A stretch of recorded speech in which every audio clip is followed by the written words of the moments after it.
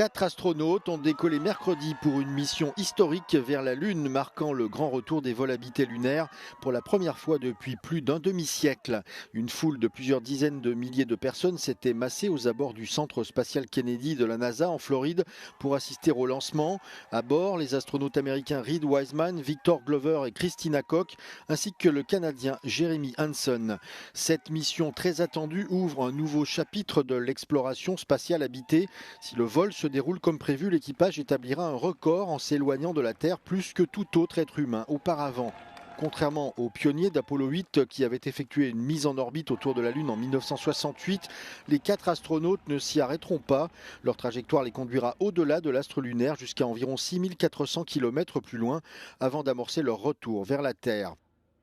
Cette mission marque une série de réalisations historiques. Elle enverra la première personne de couleur, la première femme et le premier non-américain en mission lunaire. Le voyage devrait durer environ 10 jours au total et vise à ouvrir la voie à un alunissage en 2028.